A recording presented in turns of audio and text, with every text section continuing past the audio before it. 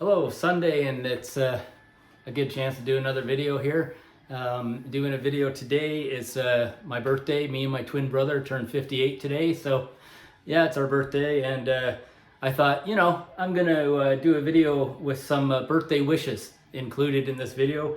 8 different topics or subjects, music subjects that I want to address that are kind of my wishes for the year. Now, some of them are perhaps a little far-fetched, I'm not sure, but most are pretty, I think, easily achievable for that could happen. And these are things I would like to experience this year, birthday wishes. So 8 different ideas. The first is related to the radio, which I listen to a lot, especially Q107. And I'm a big fan of Kim Mitchell. Kim Mitchell, got a lot of his old stuff that he did, and he's a real favorite of mine, even to this day. Great Canadian musician. Was part of Max Webster, and now for years, decades now, has been a solo artist. He brought out this new record, I guess it was last year, and brand new studio record with a second album as part of it with some live classic songs. And it's really good. I love it. It's a great record. And I'm not saying I don't want Kim Mitchell to still be a recording and touring artist. I think he's awesome, and he's still doing it even at his age. I think he's 70 now. And but I really miss seeing or hearing him on the Q107 radio station. It would be great to have him back, even as a guest period sometimes. And that would be a lot of fun. I'd love to hear Kim on the radio again. So that's my birthday wish number 1. Kim Mitchell back on Q107. Don't know if that'll happen. I'm not really sure of the whole reasons why he left. I've heard some stuff, but I don't know enough about it to say. Second wish is sort of more of a general sweeping wish, and that is that I wish that the vinyl record craze would slow down a little bit, calm down. And I'll tell you why. I'm a music guy, and if you're watching this video, you're probably into music too. And I collect a lot of CDs over the years and a lot of records. And for a while there, it was fine, fun. I'm not opposed to people buying records. I love it. And it's cool to see new people. I liked last record store day when me and my son went, and there was clearly a big push to get like a lot of people in the stores. And I love that. It's cool. But here's my view on why I would like to see it calm down and slow a bit is really the price of records. And when we were kids, I bought a lot of records. That was a long time ago. Granted, I know that, but you could go and buy really great, cool records like this, cool stuff like this. It always had great artwork. They were always single LPs, generally speaking. With an inner sleeve with some pictures, and that's it. They were thin. They were thin vinyl records. I still think the thin records sound great. No problems with that. Back then, only rarely would you get what is called a gatefold record, like this one. That's an old gatefold record. But it was rare. Therefore, it made it special. So my beef and problem with records nowadays, any newer records, because I do like to buy new records, I do buy mostly new records, is almost all of them are gatefold records. Almost all of them, it seems. Well, why is that? Well, because they can charge more for it. They use more packaging, which to me is kind of interesting given the whole environmental concern everyone has. They use far more packaging, and almost pretty much all of these records are 180 gram, meaning they're heavier, they're thicker, more material. And this is what I mean by, you get these special reissues, like this Oasis reissue, and because they do it, they cut it where it's on this 180 gram vinyl. They only put like 3 songs on each side. Therefore, they have to put it on 2 LPs. Even something like this. Now, this is a special one, granted. It's a special edition of this classic record by the band. It's on this really beautiful stuff, and I'm not begrudging that. I'm happy to have it. But it seems to me that most stuff you buy nowadays, if you want to buy a new record, be prepared to spend $50+ And back in the day, we used to go buy records for like, I don't know, they were cheaper. I know that, $25, $20, whatever. And I don't want to sound like I'm shouting at the clouds as an old guy, but there's a noticeable difference now. So I'd like to see that change a little bit, because I like to buy records and I like to buy more of them. So the next topic is pretty achievable for me. It's just something I haven't done because of space on my walls. And at one point in the future, I'll do a video showcasing my rock artwork that I have. I've got some cool stuff. And but there's one missing. Big fan of John Mellencamp. And I finally got to see him a few years ago with Kara.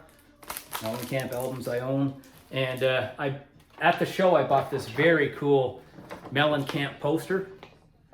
And it's a pretty cool poster with this award that he received. It's a Woody Guthrie Award. And it's pretty cool because the guitar on it says, "This machine kills fascists." And yeah, it's cool. So I'm going to get that poster framed. That's a goal of mine this year. That's a wish, birthday wish. Of course, that's up to me to get done. So I'll get that done. Next wish that I would like is, again, for me, it's a personal goal. This past Christmas, my son gave me this very cool Massey Hall book. It's a historical book of the Hall. And Massey Hall has always been my favorite venue to go see live shows in Toronto. Beautiful place. Now, Massey Hall got renovated, I guess, a year and a half ago.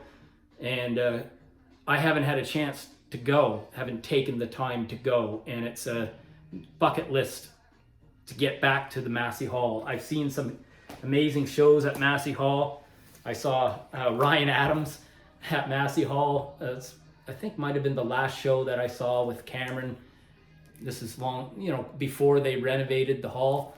And this is before Ryan Adams fell into trouble in the industry. And still a memorable show. But okay, so I want to go to Massey Hall. I've seen the Hip at Massey Hall. I've seen the Cranberries at Massey Hall. Probably the best, the Hip and the Cranberries. But if you were to say, okay, well, who would you go see? Who would you make a point of seeing? I would love to go to the new refurbished Massey Hall and see.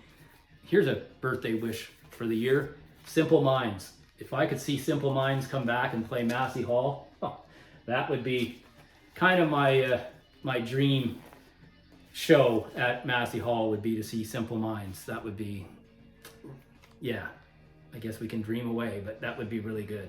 Not unheard of, because Simple Minds doesn't play a lot, but they have resurrected the band and they are doing some stuff. So, man, come on over to North America in Toronto and play Massey Hall. That would be amazing.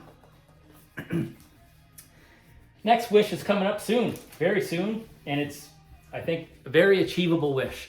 Kara and I are going next Saturday night to see Saga, and it's a Canadian prog rock classic band that I haven't seen yet, and I've always wanted to, and I've been fortunate to have this Saga great record, Worlds Apart Forever. It's my favorite Saga record, but I've got a bunch of Saga records that I was able to add to my collection from my Uncle John, and Saga is a great band, and my wish is that the Saga show is at the Regent Theatre. It's a very small theater. Kara and I are going next Saturday, and my wish is that it's just as good as when we saw Honeymoon Suite there not that long ago, and that was a great show, and I really think that this also will be a really good show. Saga at a small place like that, it's going to be mint. So that's a wish that I think is very likely and achievable. Next one I wanted to talk about is another big show that Kara and I have tickets for, and that is in the summertime. We are going to see Sammy Hagar and his supergroup do kind of like a Van Halen tribute tour they're doing. And my wish is this: my wish is that it's going to be a great show featuring not only the Sammy Hagar Van Halen great stuff, but also classic Van Halen stuff. And my wish is that show is not derailed by this fella. So David Lee Roth and the Sammy Hagar show is Sammy, Michael Anthony, Joe Satriani on guitar, and Jason Bonham on drums. David Lee Roth and Sammy have a interesting history, and Diamond Dave, we love you back in the day, but you're kind of not welcome to this. The reason I say that is I think Sammy made a mistake by trying to throw out an olive branch to Dave to come and be a part of those shows and that tour, and I think that's a big mistake because those guys are like oil and water, and it's not going to work. So stay away, Diamond Dave, and let this show go off. I'd love to see this show without a problem. All right, the second last one I want to talk about is the Tragically Hip. So being a big Hip fan over the years, even since Gord has left us and before, the Hip are pretty good about packaging and putting out some pretty great content. And I've had this classic anniversary set of Fully Completely. It's a great set of all sorts of cool Hip stuff, and it's got DVDs and all of the refurbished live stuff. Fully Completely tour. I went to that tour with my son. So they've done that, and then even recently when they reissued the Tragically Hip Hits collection on vinyl, and it's really good, well done, very good. Now, part of that package that I've had a long time, which came from this package, okay, and it's a funny name, Hippopotamus, and this package is really cool. I've had a long time. It's got live stuff. It's got all of their videos and the collection of hits. But in this package is the show that night in Toronto, and it's a live show from Toronto, ACC, and many years ago now. But it's an excellent show, great show with some super performances of lots of great Tragically Hip classics. And I would love for the Hip to put that out on a vinyl as a live show that night in Toronto would be most excellent. So I would like to see that happen. Come on, Hip, put it out this year.